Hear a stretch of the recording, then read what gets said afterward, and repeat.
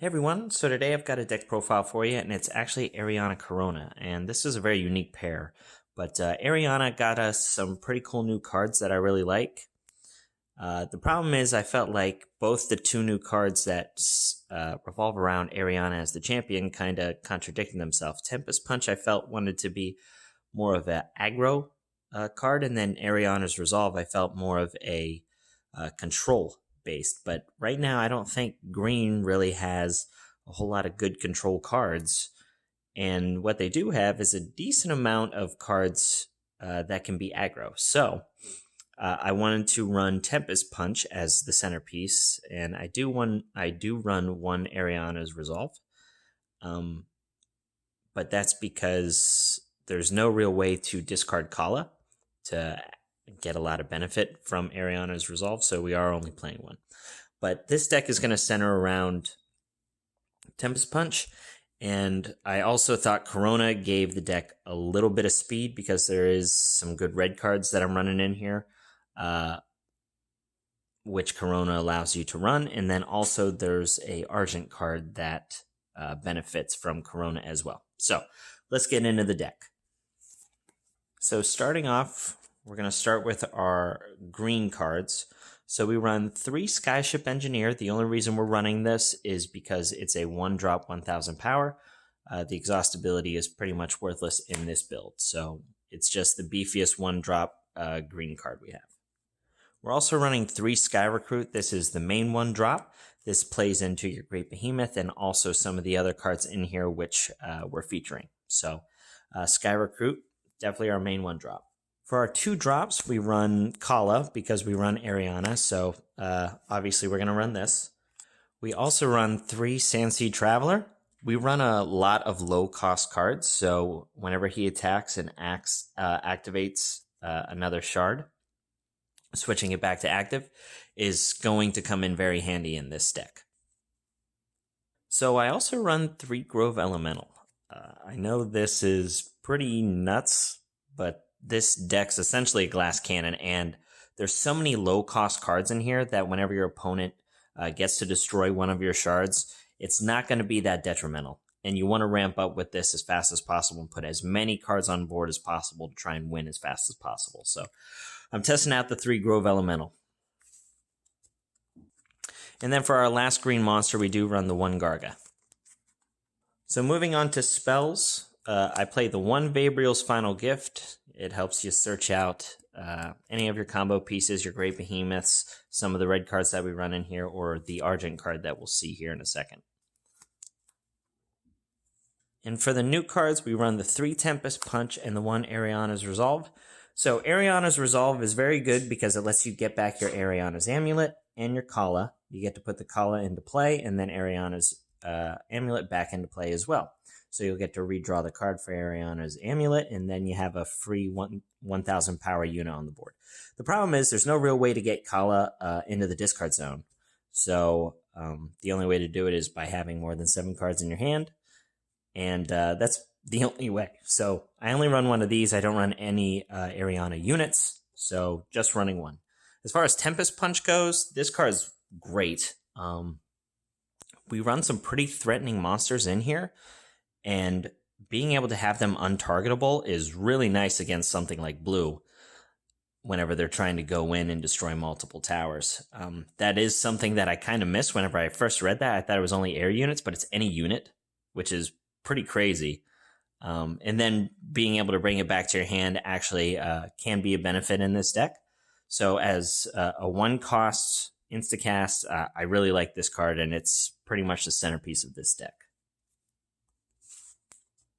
So now we're going to move on to the Argent cards. This is going to be monsters and also our augments. So starting us off, we run the 3 Raging Shardbeast. Like I said, we want to go fast, and this guy is pretty much the fastest 1-drop you got in the game. So running 3 of him. I know he does hinder some cards in here, like Garga, Great Behemoth, and stuff like that, but with Tempest Punch, you can add it back to your hand if you need to clear it. We also run the 3 Bone Scavager. It's best 1-drop in the game. It can get beefy, so it's a very low cost option, and then also it helps in the Airgun matchup. So we also run Eccentric Visitor just to flip back over our Corona for additional quickness. We run 2 Great Behemoth. We run a lot of low-cost units in here, so this guy is almost never dead, and he's one of your win conditions. We only run 2, though, because if we ran 3, we have no real way to get it out of our hand, and it can clog. So next we run 1 Silverstone Colossus. This card is another reason why I wanted to run this aggro version deck. You run a lot of weenies in this deck, and this card benefits from the weenies for sure. Great Behemoth is one of your win conditions, but this can also be a real threat early game, especially if you open a Sky Recruit in one of these, because by turn 3, you're going to have 3 Sky Recruits on the field with 3 open shards. So your Sky Recruit can attack a tower, and if it's, one of the fire tower, one of the 1,000 power defense towers, or if it's a 1,500, all 3 of them can attack and clear that tower. And then Silverstone Colossus can come down for a cost of 3, and then you can flip over your Corona and then destroy 2 more. So by turn 3, you can destroy 3 towers. Essentially, your 1-drops can't do a whole lot without Great Behemoth, so I wanted to incorporate other cards that benefited just from attacks or destroying 1 single tower. So Silverstone Colossus, one of the cards that I wanted to play to take advantage of all of the little weenies attacking just maybe 1 tower. And then for our augments, we do play the Ariana's Amulet because we're running Ariana, and then Statue at the Argent Tower. This is good to shuffle back in your Sky Recruits that might get destroyed early game. Your opponent might attack them whenever they're declaring attacks to try and clear them to avoid a Great Behemoth drop. So to shuffle them back in is something nice with Statue. So for our fire cards, we actually run just a lot of destruction. So we run Molten Explosion to take care of anything 2,000 power or less. And then we also run the Kasai. I'm not a huge fan of this card, but it is the only red instacast card that we can play on our opponent's turn to destroy multiple monsters. So we are running those.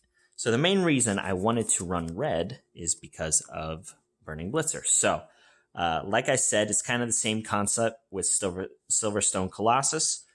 Sometimes your weenies can only destroy 1 tower with like 1 or 2 attacks. So I wanted additional cards to come in and destroy towers based on that interaction. So Burning Blitzer is a great card for that.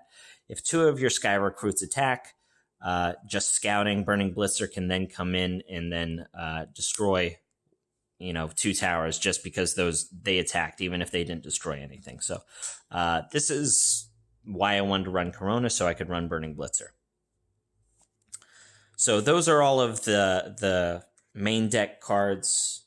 So for our shards, we actually just run 9 of the standard Argent Shards and then the 1 Corona. We don't run any dragons, so there's no reason to run Wyvern Crystal, so we just run 9 of the regulars and then the Corona.